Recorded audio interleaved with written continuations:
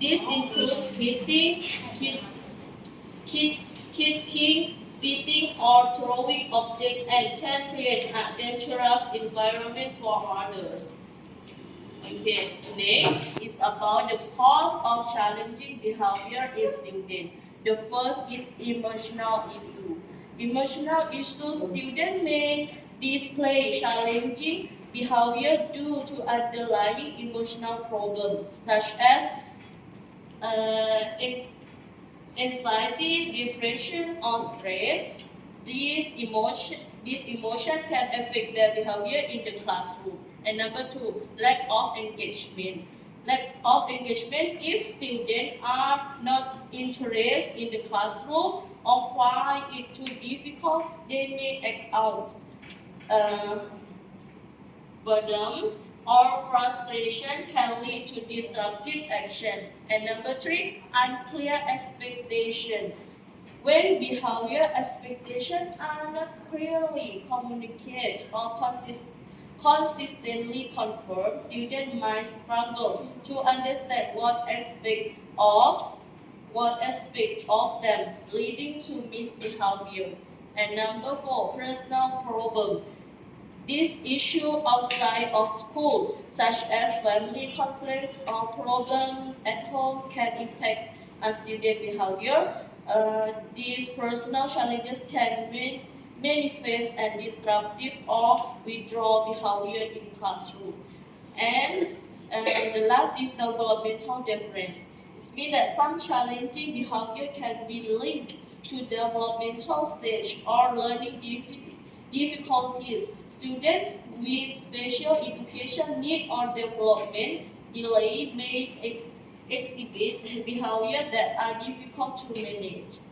Okay, the next is most common behavior observed in students. When students coming to school, teachers are observed change in their behavior. Being alone at home and increased screen time impact their way of living. The most common issue noticed in students are anxiety, anger, and, and impatience, uh, and then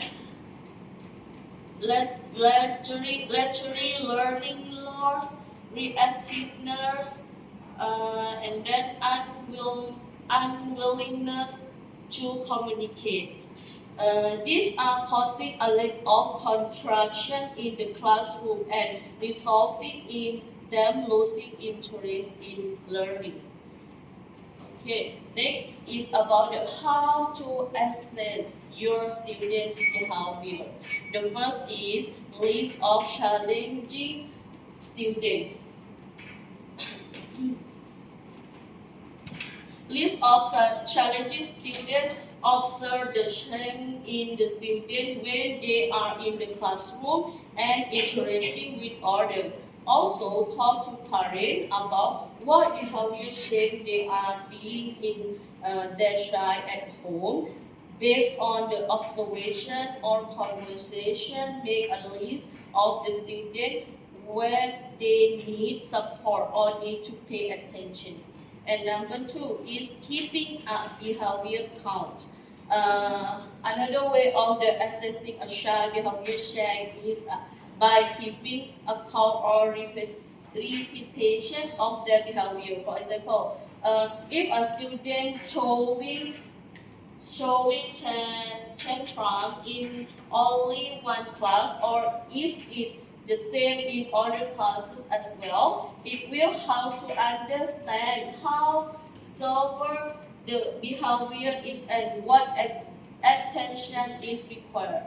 Okay, next is what is the positive behavior support.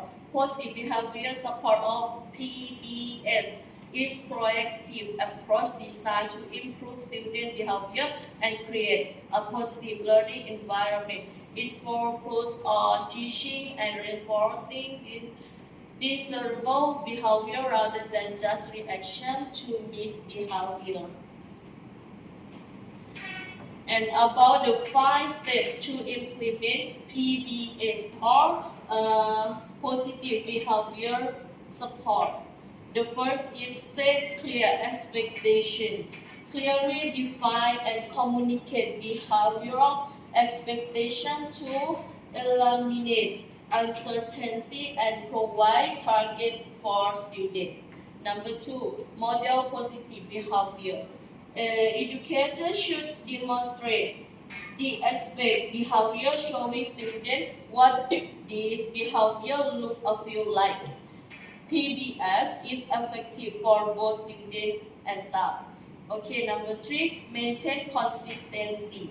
Apply rule and produce consistently to help students understand what to expect and ensure reliable follow through. Number four, acknowledge effort. Recognize and positive reinforce student attempt to meet behavioral expectations, encouraging continued progress. And the last is evaluate strategy. This is regularly assess the effective or each PBS strategy to ensure it is achieving the desired outcome and make adjustment as needed.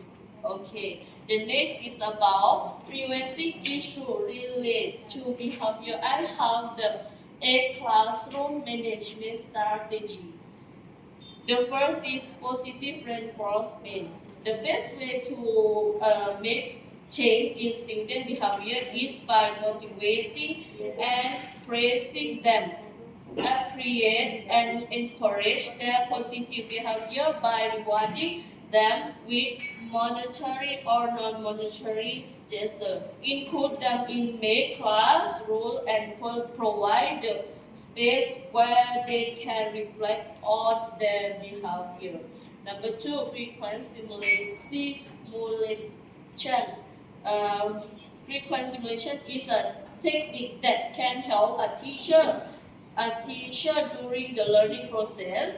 It includes informal interaction with students and adding activity between the topic to make a fun-filled environment. Okay, number three, go with hybrid method Anis- Initially, initially, initially, sorry. Okay, the is in the shifting back from online to offline can be challenging for students as they become used to it. Instead of switching back to offline totally, keep it mixed initially. Try to use both online or offline content while teaching any concept and show them some video online to get a better understanding of the concept. It will help engage students more effectively. And number four is offer short break while teaching. Staying at home has made lots of learners suffer from issues like losing interest and not being able to sit in one place for a long time. It has impacted patient level, giving students short break between classes, providing space to move around, and checking seating arrangement can help students regain their interest in the classroom and make them more attentive. Okay, and number four is flexible grading. Flexible grading means that grading the student based on his or her academic performance can lead them to anxiety or stress, especially for the students who are already struggling with academic. They may feel demotivated and lose their self-confidence, like some news maybe in the student for grade 7 มันได้ข่าวมันก่อน Okay. Okay, number six, minimize stationary time. Avoid require students to remain sit for long period. Incorporate physical activity break to keep students engaged and focused. Okay, number seven, refrain from public reprimands. Address behavior issue privately rather than publicly to avoid embarrassment and maintain respect. Public reprimands can lead to feeling of shame and defensiveness in students, which may this may exacerbate behavior issue rather than resolve them. Instead, addressing behavior concern in a private, respectful manner fosters a supportive environment where students feel safe to discuss and correct their behavior. This approach maintains the student dignity and help build a trusting relationship between the teacher and the student, making the more likely for the student to respond positively to corrective feedback. Okay, and the last one is the communicate with parent. This regularly share both success and concern with parent to build a supportive network around each student with positive impact behavior. If effective communication with parent is crucial for creating a comprehensive support system for students, regularly updating parents on their child progress, both academic and behavior, help them stay informed and involved in their child education. Sharing success can boost student morale and encourage continued effort, while discussing concern allow parents to collaborate with teacher in addressing issue and implementing strategy for improvements. This partnership between home and school support the student overall development and contributes more consistent and positive behavior outcomes. Okay, and it's about the top 5 reasons to track student behavior. The first is enhance academic performance. Monitoring student behavior help identify patterns that may affect their learning, allowing for timely intervention to improve academic outcomes. Number 2, ensure safety. It means that by keeping track of behavior, school can detect early sign or bullying or other safety concern, ensuring a secure environment for all students. Example is case about the Sarah Kairina. She has many bully. Yeah. in school. Right. Okay, and number 3, support emotional well-being.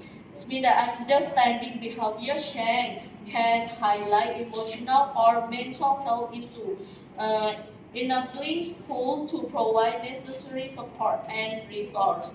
The fourth is promote positive behavior.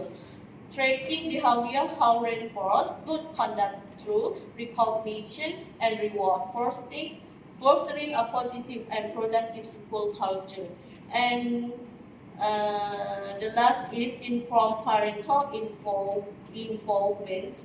Regular update on student behavior allow parents to stay informed and collaborate with teachers to support their child development effectively.